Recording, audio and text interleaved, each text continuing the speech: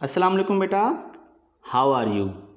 आज के लेक्चर में हम साउंड वेव का थर्ड टॉपिक डिस्कस करेंगे, जिसके अंदर पहले तो हम ये देखेंगे कि म्यूज़िकल साउंड और नॉइज़ में क्या फ़र्क है, और उसके बाद म्यूज़िकल साउंड के कैरेक्टरिस्टिक्स जैसे इंटेंसिटी, लाउडनेस, पिच और क्वालिटी को डिस्कस करेंगे, और उनके साथ रिलेटेड जो लॉज हैं जैसे weber Fechner law, power law, इनको भी देखेंगे। और साथ में हम इन फिज़िकल क्वांटिटीज़ के जो यूनिट होते हैं, जैसे इंटेंसिटी लेवल का यूनिट बेल और डेसिबल होता है, लाउडनेस का यूनिट सोन, और इंटेंसिटी को हम वाट पर मीटर स्क्वायर में मेजर करते हैं, इन यूनिट्स को भी हम डिफ़ाइन करेंगे। तो बेटा आइए स्टार्ट करते हैं। सबसे पहले देखते हैं कि what is the difference between musical sound and noise. तो नॉइज़ क्या है? दो sound which are unpleasant to hear are called noise. ऐसे आवाज़ जो अनप्लेजेंट फील हों, जिनको सुनने में बिल्कुल भी मज़ा ना आए, तो हम उनको नॉइज़ बोलते हैं। The wave form of noise represent an irregular, non-symmetric, random fluctuations producing disagreeable sensation। बेटा वेव फॉर्म यानी वेव का शेप, जो नॉइज़ के वेव का शेप होता है उसके अंदर जो फ्लक्चुएशंस यानी चेंजेस आती हैं वो इरेगुलर होती हैं, बगैर सिमिट्री के होती हैं, रेंडमली हो जाती हैं, जिसकी वजह से डिसएग्रीबल सेंसेशन फील होती है। इसके अलावा जो नॉइज़ की स्पेक्ट्रम के अंदर फ्रीक्वेंसी कंपोनेंट्स होते हैं, they are not harmonically related. अब हार्मोनिकली रिलेटेड का मतलब है कि यहाँ पर जो फ्रीक्वेंसी कंपोनेंट्स होते हैं, they are not integral multiple of their fundamental frequency. वो अपनी फंडामेंटल फ्रीक्वेंसी के साथ इंटीग्रल मल्टीपल नहीं होते, यानी टेबल की तरह नहीं होते। ठीक है। Beside this the amplitude of each frequency component are mostly non symmetric. यहाँ पर जो एम्पलीट्यूड होते हैं डिफरेंट फ्रीक्वेंसी के, वो भी सिमेट्रिक नहीं होते, उनके दरमियान में सिमेट्री नहीं होती। तो एग्जांपल्स क्या हैं? Examples of noise, slamming of a door, ये दरवाजे का खड़खड़ाना जो होता है, या रंबलिंग ऑफ ट्रक होता है, ये ट्रैफिक वगैरह के अंदर बेटा जो हमें शोर जो है सुनाई देता है, इनको हम नॉइज़ बोलते हैं। अब हम म्यूज़िक को देखते हैं। What is music? दो sound which are pleasant to hear are called music. ऐसे आवाज़ जो प्लेजेंट फील हों और हमें सुनने में मज़ा आए, तो हम उनको म्यूज़िक बोलते हैं। ठीक है। और इनका जो वेव फॉर्म होता है उसके अंदर स्मूथ, रेगुलर और सिमेट्रिक पीरियाडिक फ्लक्चुएशंस होती हैं, जिसकी वजह से प्लेजेंट सेंसेशन फील होती है। अब जो म्यूज़िक का वेव फॉर्म है वो कुछ इस तरीके का होता है, जिसके अंदर जो फ्लक्चुएशन या चेंजेस होती हैं वो स्मूथ, रेगुलर, सिमेट्रिक और पीरियाडिक होती हैं, जिसकी वजह से प्लेजेंट सेंसेशन फील होती है। मोरओवर कंपोनेंट्स जो होते हैं फ्रीक्वेंसी के, they are also harmonically related. यानी यहाँ पर जो फ्रीक्वेंसी कंपोनेंट्स होते हैं वो अपनी फंडामेंटल फ्रीक्वेंसी के साथ इंटीग्रल मल्टीपल होते हैं, टेबल की तरह होते हैं। और जो एम्पलीट्यूड होता है ईच फ्रीक्वेंसी कंपोनेंट का, वो मोस्टली सिमेट्रिक होता है। ठीक है। यहाँ पर जो म्यूज़िक के एग्जांपल्स हैं वो साउंड प्रोड्यूस बाय पियानो और गिटार। तो ये जो म्यूज़िकल इंस्ट्रूमेंट होते हैं, इनका आवाज़ जो है ये सुनने में मज़ा देता है। So these are the examples of musical sound. अच्छा बेटा, अब कैरेक्टरिस्टिक्स ऑफ म्यूज़िकल साउंड क्या होते हैं? ठीक है। कैरेक्टरिस्टिक्स ऑफ म्यूज़िकल साउंड जो हैं उनमें नंबर 1 इंटेंसिटी या लाउडनेस, नंबर 2 पिच और फ्रीक्वेंसी, और नंबर 3 पर है क्वालिटी और टिम्बर। ठीक है। ये म्यूज़िकल साउंड के कैरेक्टरिस्टिक्स हैं।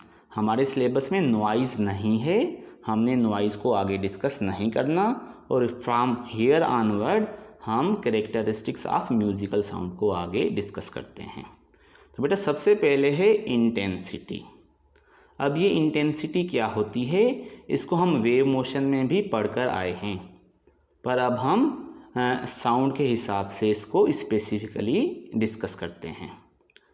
तो intensity of a sound is measured in terms of the energy of the sound wave passing every second through a unit area perpendicular to the direction of propagation of the sound.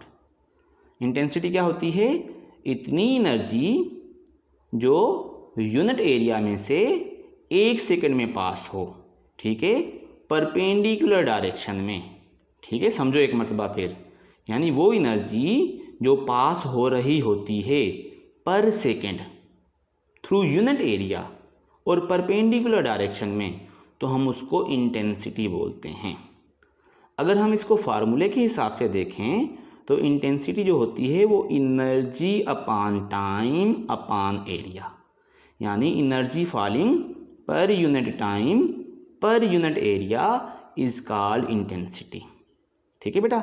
अब यहाँ पर energy upon time जो है वो power होता है, तो हम इसको इंटेंसिटी को ऐसे भी बोल सकते हैं कि पावर पर यूनिट एरिया। ठीक है, तो power falling per unit area बोल दो फिर भी इंटेंसिटी, या एनर्जी पर unit time per unit area, इसको भी हम इंटेंसिटी बोलते हैं। अब यहाँ से अगर हम देखें कि इंटेंसिटी का जो यूनिट बनेगा तो इस फार्मूले के हिसाब से वो बनेगा जूल पर सेकेंड इंटू मीटर स्क्वायर, पर क्योंकि जूल पर सेकेंड जो है वो होता है वाट, तो ये हो गया वाट पर मीटर स्क्वायर। अच्छा बेटा, इंटेंसिटी के फार्मूले की हम डेरिवेशन कर भी चुके हैं, जो बराबर होती है 2 pi square rho V F square ए स्क्वायर। याद है ये फार्मूला? तो जितनी भी ट्रेवलिंग वेव होती हैं, फिर भले साउंड वेव हों या दूसरी वेव हों, उनकी इंटेंसिटी का ये जर्नल फार्मूला है। यहाँ पर 2 पाई स्क्वायर तो कांस्टेंट है, रो जो है वो डेंसिटी ऑफ मीडियम, वी जो है velocity of the wave, F जो है वो फ्रीक्वेंसी, और ए जो है ये एम्पलीट्यूड को रिप्रेजेंट करता है। आगे चलते हैं। इंटेंसिटी की कुछ स्पेसिफिक वैल्यूज़ होती हैं जिनको हमने याद करना है। इंटेंसिटी का unit watt per metre square होता है, जिसको हम वाट पर मीटर स्क्वायर इस तरीके से भी लिख सकते हैं। तो बेटा जो कम से कम इंटेंसिटी इंसान का कान सुन सकता है उसको हम आई नॉट से रिप्रेजेंट करते हैं, और वो 10⁻⁻12 वाट पर मीटर स्क्वायर होती है। यानी कम से कम इंटेंसिटी जो इंसान का कान सुन सकता है, इसलिए हम इसको क्या बोलते हैं, फेंटेस्ट साउंड टू हियर। ठीक है, अब इसका एक दूसरा नाम है थ्रेशोल्ड ऑफ हियरिंग। ठीक है, कम से कम इंटेंसिटी वाली साउंड 10⁻⁻12 वाट पर मीटर स्क्वायर होती है जो हमारा कान सुनता है। और इसी तरीके से ज़्यादा इंटेंसिटी वाला साउंड जो हमारा कान सुन सकता है वो होता है 1 watt per metre square, loudest sound to hear, और इसको हम क्या बोलते हैं, थ्रेशोल्ड ऑफ पेन। तो बेटा ये कान के हिसाब से कम और कान के हिसाब से ज़्यादा हियर करने के हिसाब से। तो अगर हम स्पीक करने के हिसाब से बात करें तो अगर हम कम से कम धीमा बोलें, if we speak as low as possible but without whispering, whisper ना करें, विस्पर किए बगैर कम से कम बोलें, तो इंटेंसिटी जो होता है वो 10⁻⁻7 वाट पर मीटर स्क्वायर तक हो सकती है। ठीक है, तो इसको हम क्या बोलते हैं, फेंटेस्ट साउंड टू स्पीक। यहाँ पर हियर है और अब क्या है, स्पीक है। और इसी तरीके से if we speak as loud as possible, तो इंटेंसिटी जो है वो 10⁻³ हो जाती है, जिसको हम लाउडेस्ट साउंड टू स्पीक बोलते हैं। ठीक हो गया बेटा, तो इन वैल्यूज़ को आपने याद करना है। अब आगे चलते हैं कि लाउडनेस क्या है। तो बेटा आपने इंटेंसिटी देखी, तो यहाँ पर ये जो इंटेंसिटी होती है it is a purely physical quantity. ये एक प्योरली फिजिकल क्वांटिटी होती है क्योंकि it can be measured accurately, हम इसको एक्यूरेटली मेजर कर सकते हैं। And it does not depend upon auditory sensation of the year, और ये हमारे कान की ऑडिटरी सेंसेशन यानी कान की सुनने की सलाहियत पर डिपेंड नहीं करती, ये प्योरली फिजिकल क्वांटिटी है। पर जो लाउडनेस होती है on the other hand it depends upon the intensity of sound as well as it depend upon the auditory sensation of the ear. Loudness जो है वो इंटेंसिटी पर भी डिपेंड करती है और हमारे कान के सुनने की सलाहियत पर भी डिपेंड करती है। लाउडनेस जो है वो इंटेंसिटी की तरह प्योरली फिजिकल क्वांटिटी नहीं है और इसको हम एक्यूरेटली मेजर नहीं कर सकते क्योंकि ये हमारे कान के सुनने की सलाहियत पर भी डिपेंड करती है। अच्छा बेटा, यहाँ पर लाउडनेस और इंटेंसिटी के दरमियान में एक रिलेशनशिप है जो सबसे पहले वेबर फेचनर ने मालूम की। इसी वजह से हम इसको क्या बोलते हैं, वेबर फेचनर लॉ, जिसके मुताबिक जो लाउडनेस होती है साउंड की it is proportional to logarithm of intensity. ठीक है, यहाँ पर अगर हम प्रोपोर्शनलिटी को ख़त्म करके कांस्टेंट लगा दें तो लाउडनेस इज इक्वल टू के लॉग इंटेंसिटी। अब इस रिलेशनशिप को हम वेबर फेचनर लॉ बोलते हैं। आ रही है बात समझ में? यहाँ से ये बात साबित होती है कि अवर ईयर, हमारा जो कान होता है, it does not work on linear scale, वो लीनियर स्केल पर वर्क नहीं करता बल्कि it does work on logarithmic scale. तो लीनियर तब होता जब यहाँ पर लॉग ना लगता, ठीक है, एल प्रोपोर्शनल टू आई होता तो फिर हमारा कान लीनियर स्केल पर वर्क करता। पर क्योंकि यहाँ पर लॉग है, लाउडनेस जो है वो लॉगरिथम ऑफ इंटेंसिटी के साथ प्रोपोर्शनल है, तो हमारा कान जो है वो लॉगरिथमिक स्केल पर वर्क करता है। ठीक हो गया। यहाँ पर ये जो के है इसकी वैल्यू आमतौर पर 1 होती है। अच्छा बेटा, अब हम यहाँ पर देखते हैं कि इंटेंसिटी लेवल क्या है। इंटेंसिटी को आपने देखा, इंटेंसिटी लेवल क्या है? तो बेटा इंटेंसिटी लेवल का मतलब है कि difference of the loudness of sound with a sound of faintest जो एनर्जी होती है उसको हम इंटेंसिटी लेवल बोलते हैं।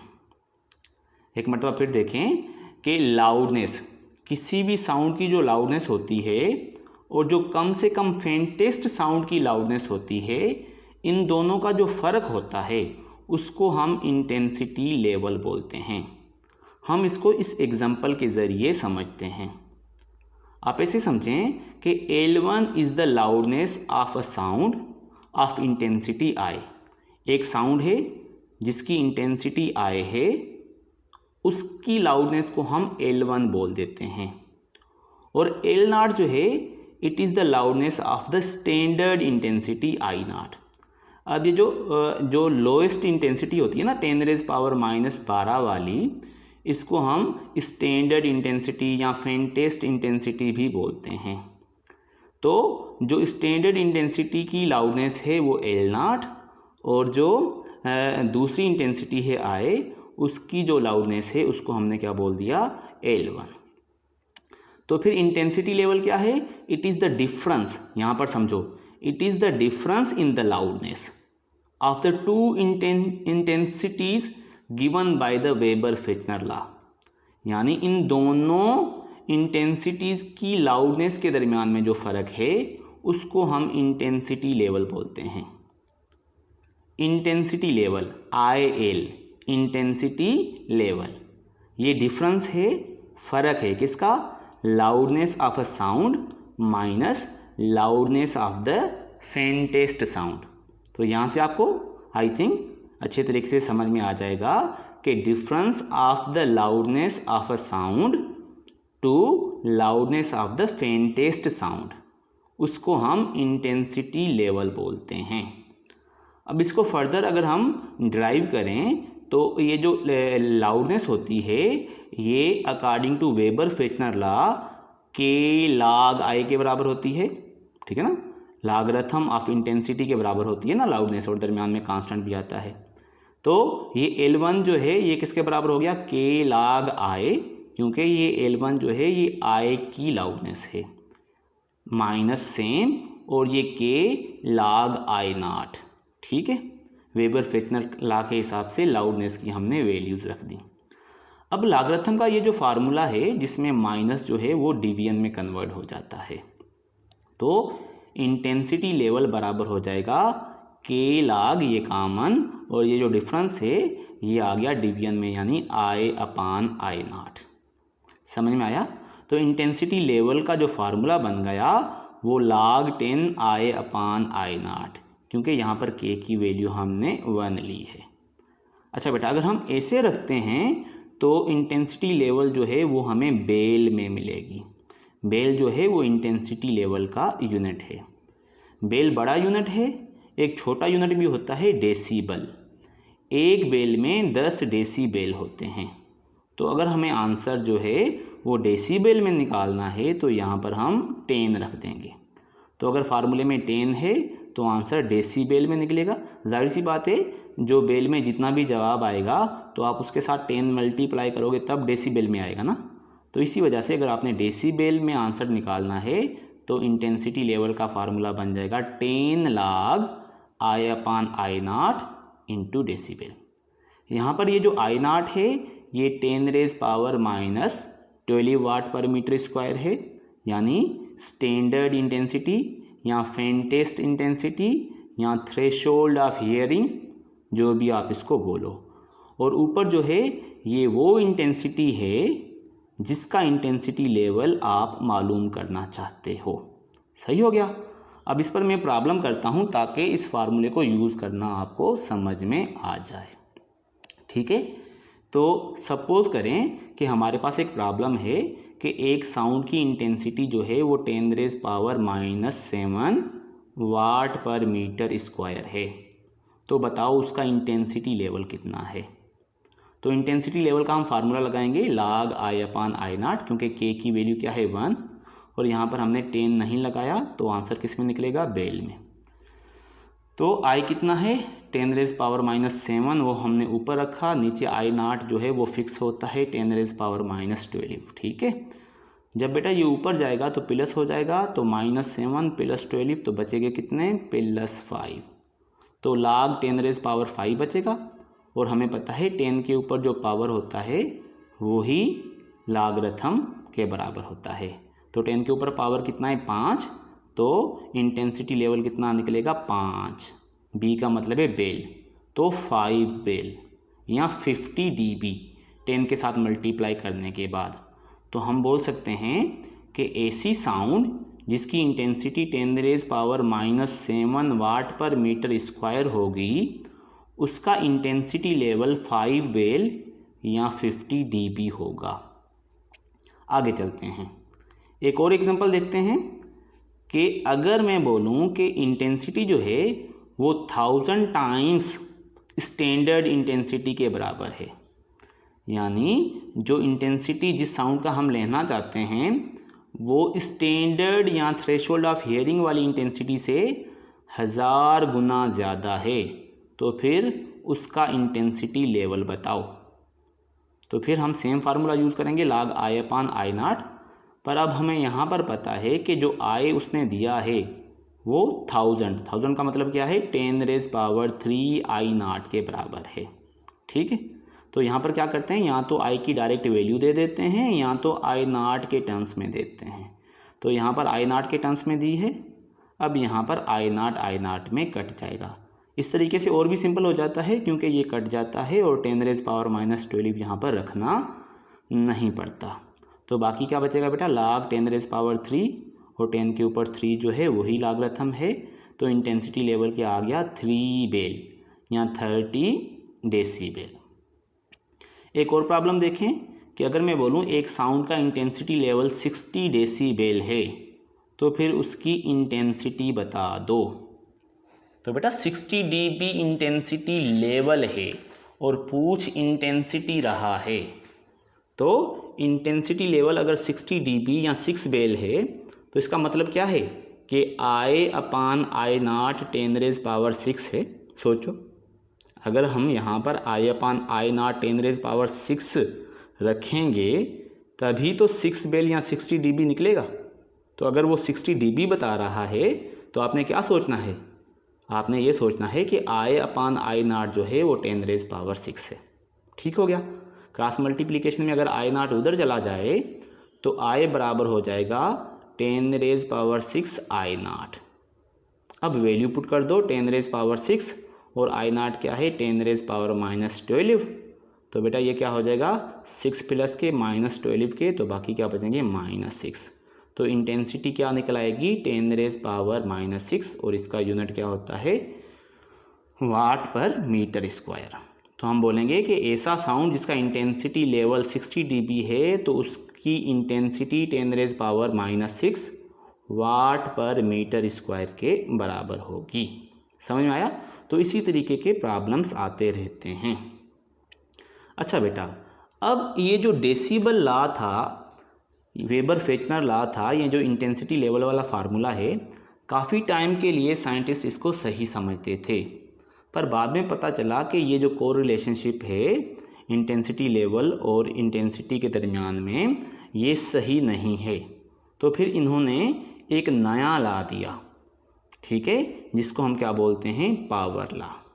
ये जो पावर लॉ है इसकी जो रिलेशनशिप है ये कुछ इस तरीके से है, जिसमें L = K bracket I/I0 raise to the power of 0.3। ठीक है बेटा, यहाँ पर L जो है ये लाउडनेस है, ये लाउडनेस लेवल नहीं या इंटेंसिटी लेवल नहीं, लाउडनेस है। K बेटा ये कांस्टेंट है जिसकी वैल्यू 1/16 होती है, और I जो है ये कोई भी साउंड की इंटेंसिटी है, और I0 जो है ये स्टैंडर्ड इंटेंसिटी या थ्रेशोल्ड ऑफ हियरिंग 10⁻⁻12 है, और इसके ऊपर ये पावर 0.3 है, दैट इज़ वाई हम इसको पावर लॉ भी बोलते हैं। ठीक हो गया। अब यहाँ पर L जो है ये लाउडनेस है, और लाउडनेस का यहाँ पर यूनिट क्या है सोन। डेसीबेल और बेल जो थे वो लाउडनेस लेवल या इंटेंसिटी लेवल के यूनिट थे, जबकि लाउडनेस का जो यूनिट है वो सोन है। तो याद कर लो, sone is a unit of loudness, not loudness level. Intensity level या लाउडनेस लेवल एक ही बात है, ठीक है।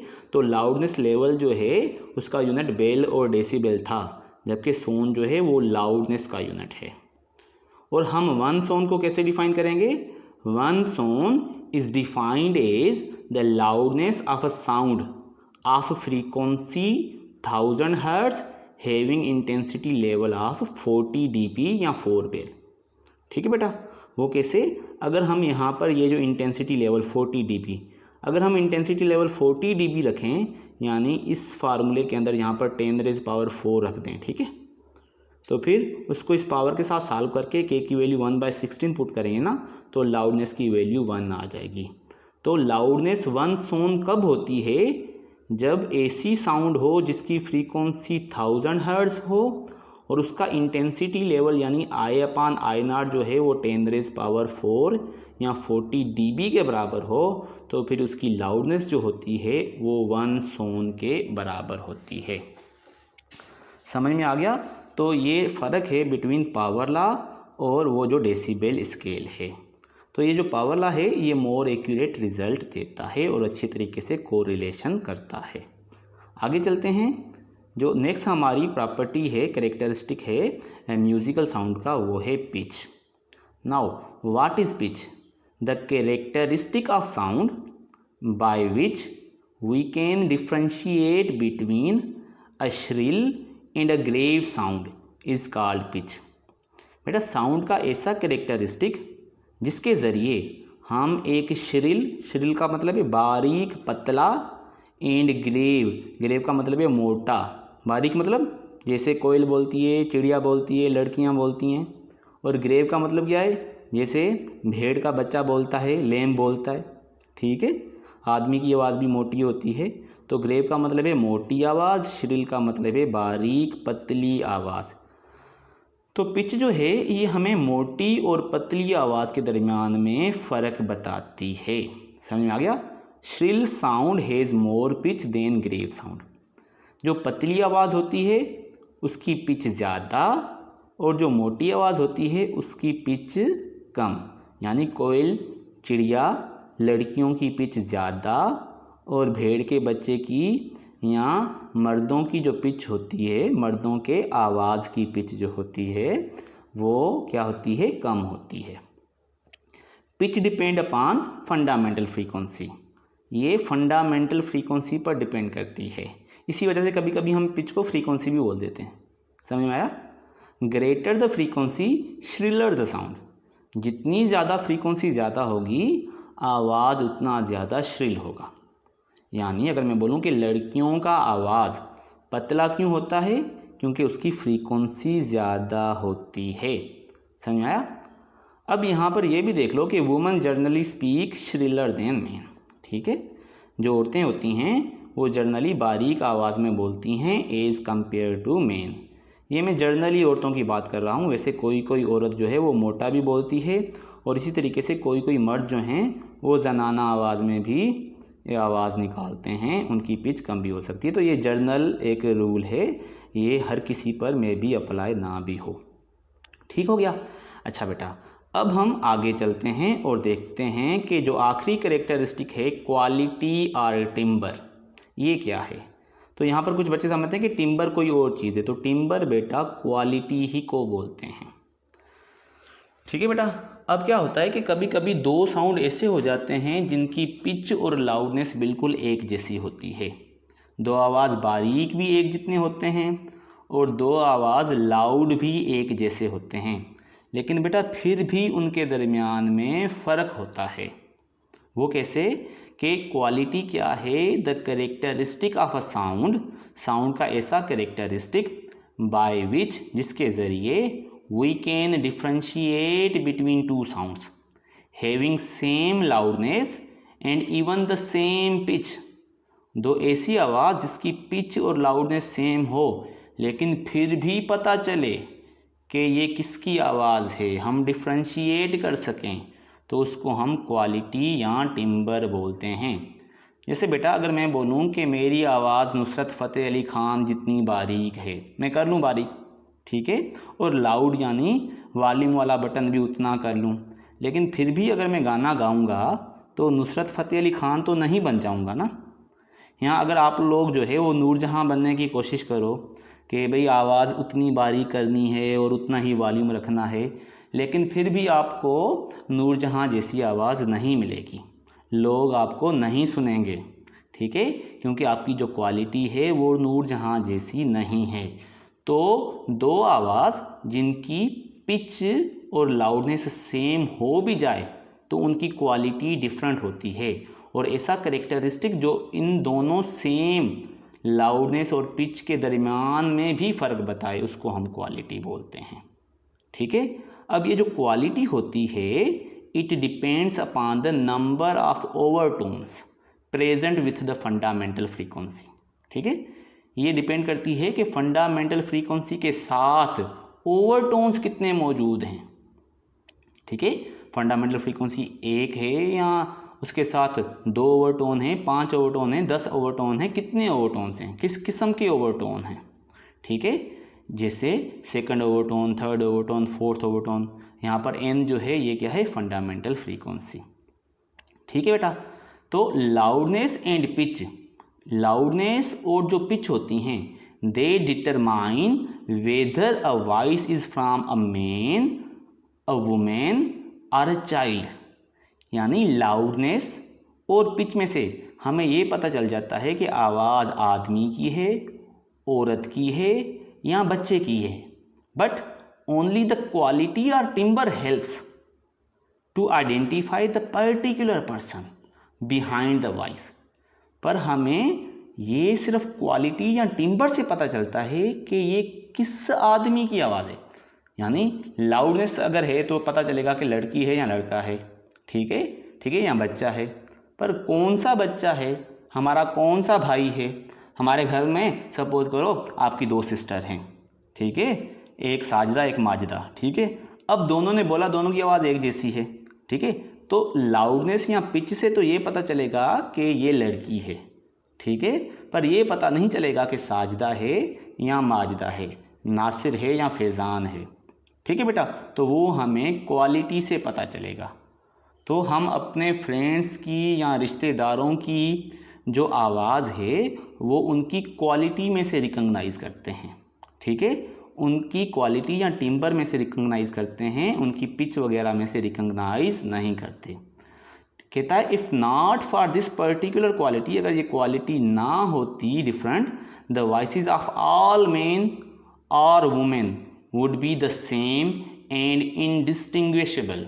अगर क्वालिटी का फ़र्क ना होता तो सब मर्दों की आवाज़ एक जैसी होती, सब औरतों की आवाज़ भी एक जैसी होती और हम बिल्कुल भी उनको पहचान नहीं सकते। बस ज़्यादा से ज़्यादा ये पहचानते कि औरत बोल रही है या मर्द बोल रहा है या बच्चा बोल रहा है। कौन सा मर्द है, कौन सा बच्चा है, कौन सी औरत है, ये पता फिर नहीं चलता। इसके अलावा बेटा जो डिफरेंट म्यूज़िकल इंस्ट्रूमेंट होते हैं उनकी जो वैल्यू होती है, ठीक है, वो भी उनकी क्वालिटी पर डिपेंड करती है। एक पियानो बहुत बाज़ार में सस्ता मिल जाता है, 100 रुपये में मिल जाता है, लेकिन दूसरा पियानो जो है वो हमें लाखों में भी नहीं मिलता। तो फ़र्क क्या होता है? लाउडनेस या पिच का फ़र्क नहीं होता, वो उसकी क्वालिटी का फ़र्क होता है। यानी उसके अंदर ओवरटोन्स जो होते हैं वो ज़्यादा अच्छे होते हैं। नुसरत फ़तेह अली और नूरजहां की आवाज़ में ओवरटोन ज़्यादा अच्छे हैं, इसलिए वो ज़्यादा अच्छा गाते हैं। और नेचर के अंदर इतनी डाइवर्सिटी है कि किसी भी आदमी के सारे ओवरटोन दूसरे के ओवरटोन के साथ मैच नहीं करते। तो हम अपनी आवाज़ चाहकर भी दूसरों जैसी नहीं बना सकते। जिस तरीके से हमारी फिंगरप्रिंट्स जो हैं वो दूसरों के साथ नहीं मिलती, इसी तरीके से आवाज़ के ओवरटोन भी 100% दूसरी की आवाज़ के साथ मैच नहीं करते। और क्वालिटी को बिल्कुल एक जैसा करना किसी के साथ, ये प्रैक्टिस के साथ 70-80% हो भी जाए तो 100% होना बहुत मुश्किल होता है। ठीक है बेटा, तो इसके साथ आज का ये लेक्चर कंप्लीट होता है और इंशाल्लाह नेक्स्ट लेक्चर में हम नए टॉपिक को डिस्कस करेंगे। तब तक के लिए आप इसको अच्छे तरीके से देखें, ये सारे फार्मूला को डिस्कस करें, इन पर MCQs भी करते आएँ। बेटा मैं लिंक में जो है इस चैप्टर के नोट्स और रिलेटेड MCQs की PDF की लिंक भी लगा दूंगा, आप उनको भी देख लीजिएगा और तैयारी करते आइए। तब तक के लिए अल्लाह हाफिज़।